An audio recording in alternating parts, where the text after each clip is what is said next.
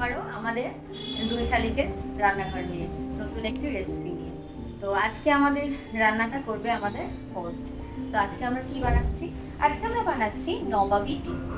অনেক সময় ঘরে চটজলদি কোনো লোক চলে আসে এবং আমাদের কাছে খুব একটা বেশি উপকরণ থাকে না, তখন খুব সামান্য উপকরণ আর খুবই সুস্বাদু আইটেম নিয়ে আজকে আমাদের চলে এসেছি নবাবী ডিম। চলুন দেখা যাক কিভাবে হচ্ছে। নামেই তো ফিরে হয়ে গেল। যাই হোক চলি। কড়াইতে প্রথমে কিছুটা সাদা তেল নিয়ে নিচ্ছি। রান্নাটি কিন্তু পুরোটাই সাদা তেলেই হবে। সাদা তেলটা একটু হালকা গরম হয়ে গেলে তার মধ্যে গোটা জিরে, গোটা ধনে, কয়েকটা লবঙ্গ ও 3টি মতো এলাচ দিয়ে ভেজে নিচ্ছি। এরপরে আমরা কি করব?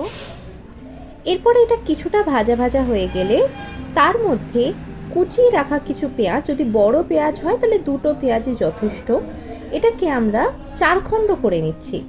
আর রসুন কিছু কাটার দরকার নেই, গোটা রসুনই এখানে দিয়ে দিচ্ছি, সাথে কিছুটা আদা ও কয়েকটা কাঁচা লঙ্কা দিয়ে ভালোভাবে এটাকে ভেজে নেব। কাঁচা লঙ্কাটা কি স্বাদ অনুযায়ী? স্বাদ অনুযায়ী, হ্যাঁ। একটু হালকা কিছুক্ষণ এখানে আঁচটা কিন্তু হালকা রাখতে হবে। তো কিছুটা ভাজা হয়ে গেলে উপর দিয়ে 1.5 চামচ মতো চারমগজ, এখানে আমরা 25 থেকে 30 গ্রাম মতো কাজু বাদাম ইউজ করেছি। আপনারা যে যেরকমটা চান করতে পারেন, তবে কাজু বাদাম এখানে দেওয়াটা কিন্তু মাস্ট। সবটা ভালো করে ভাজা ভাজা হয়ে গেলে দেন এটা হালকা একটু পরিমাণ জল মিশিয়ে ঢাকা চাপা দিয়ে রাখবো যতক্ষণ এটা পুরোপুরি সিদ্ধ হয়ে যায়। আচ্ছা, এবার সিদ্ধর পরে এরপরে আমরা কি করব? সামান্য পরিমাণ এখানে উষ্ণ জল দিয়ে দিচ্ছি আর কিছুক্ষণ ঢাকা চাপা দিয়ে রেখে দেবো, এবং তারপরে এটা যেই ভালো মতো জলটা টেনে আসবে তখন ঠান্ডা হলে আমরা বেটে নেব।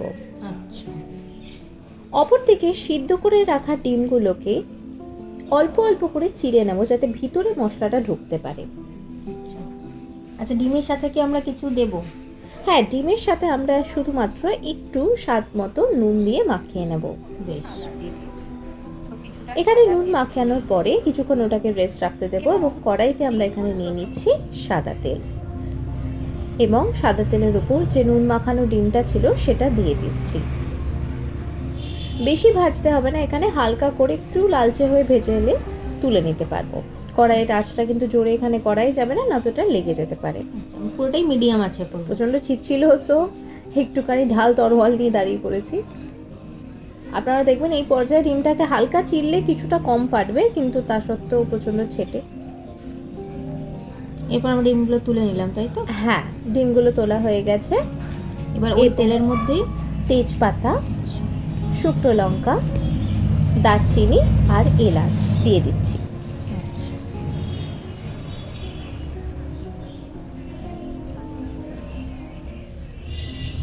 এটাকে হালকা একটু ভাজা ভাজা করতে হবে, একটু জাস্ট ফ্রেগরেন্সটা বেরিয়ে এলেই এটা হয়ে যাবে।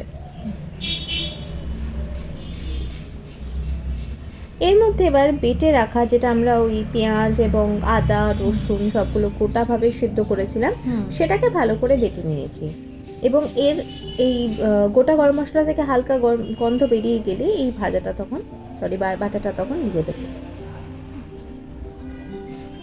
ঠিক আছে, বাটাটা দিয়ে দেওয়ার পরে ভালো করে ওটাকে নাড়তে হবে। হ্যাঁ, ভালো করে মিক্স করতে হবে। এর মধ্যে এই পর্যায়ে অন্য কোনো মশলাই দিচ্ছি না, শুধু স্বাদ মতো একটু নুন আর একটু স্বাদ মতো মিষ্টি দিয়ে নিচ্ছি এখানটাতে। এছাড়া এখানে কিন্তু আর কোনো মশলারই প্রয়োজন পড়ছে না। বাহ, খুব কম মশলাতেই হয়ে যাচ্ছে রান্নাটা একদম। আর এখানে ঘরে ফাটানো একটু টক দই দিয়ে নিচ্ছি। এটা মোটামুটি ওই 4 চামচের 2 চামচ মতো টক দই আছে, যে এইখানটাতে স্বাদ মতো একটুখানি নুন আর একটু মিষ্টি দিয়ে নিচ্ছি। তো জল প্রায় দেবই না, যেটুকু না দিলেই নয়, যাতে মশলাটা একটু ভালো করে কষানো যায়, বাট সেইটুকু জলের উপরেই কিন্তু পুরো রান্নাটা অসাধারণ হয়েছে। আমি শিওর খেতেও দারুণ হবে। তো আমার একটা ছোট্ট প্রশ্ন আছে, যে এত সুন্দর রান্নাটা শিখলি কোথায়? এটা বেসিক্যালি আমার মায়ের বানানো রান্না। আমার মা প্রচন্ড সুন্দর রান্না করে এবং নতুন নতুন রেসিপি ওনার কাছ থেকে খুব ইজিলি পাওয়া যায়, তো এটাও তার মধ্যেই একটি বলতে পারি।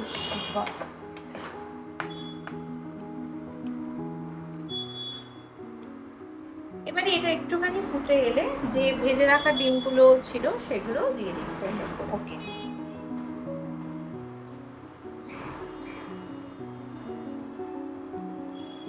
ডিমগুলো খুবই আস্তে করে করতে হবে, কারণ এটা সেটার সম্ভাবনা থাকে এই পর্যায়ে, যেহেতু কাজু বাদাম আছে, সো একটু ছেটেই।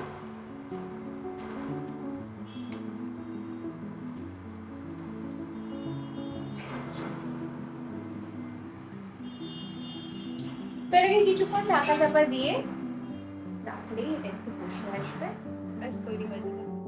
আমরা গ্যাসটা দেখতে তো দারুণ হয়েছে। এবারে আমরা উপর দিয়ে গার্নিশের জন্য কিছু কাঁচা লঙ্কা দিয়ে দিচ্ছি। যদি আপনারা ঝাল কম খান তাহলে সেই মতো দেবেন। আর একটু শাহি গরম মশলা, কারণ অবভিয়াসলি নবাবি খাবার তো গরম মশলা, কাজু বাদাম, ঘি এগুলো তো কম্পালসারি, এবং খুবই অল্প মাপের ঘি উপর দিয়ে ছড়িয়ে দিচ্ছি। 1 চামচ মতো ঘি হলেই হবে। আর ব্যাস কিছুক্ষণ নাড়িয়ে চাপা দিয়ে রাখলেই তৈরি হয়ে যাবে আমাদের নবাবি ডিম। দারুণ, খুব কম সময় এটা তৈরি হয়ে যাবে। খুবই কম সময়। মানে বাড়িতে যদি চটজলদি কিছু করতে হয়, হঠাৎ করে কোনো গেস্ট চলে আসে, তাহলে এই রান্নাটা অসাধারণ। একদমই। সবসময় মাংসটা মানে চিকেনটা বা মাটনটা তো খুব কমন হয়েই যায়, বাট এই ধরনের রান্না যেগুলো একটু অন্যরকম, সেটা সব মানুষেরই ভালো লাগবে। টেস্ট কিছুক্ষণ ঢাকা চাপা দিয়ে রেখে দেবেন, and তৈরি হয়ে যাবে আমাদের নবাবি ডিম। দেখা হবে আবার নতুন একটা রেসিপি নিয়ে। আমাদের সাথে থাকবে, আর কেমন লেগেছে সেটা আমাদের লাইক এন্ড কমেন্ট করে জানাতে কিন্তু ভুলবেন না। অবশ্যই জানাবেন। আবার দেখা হবে। নমস্কার।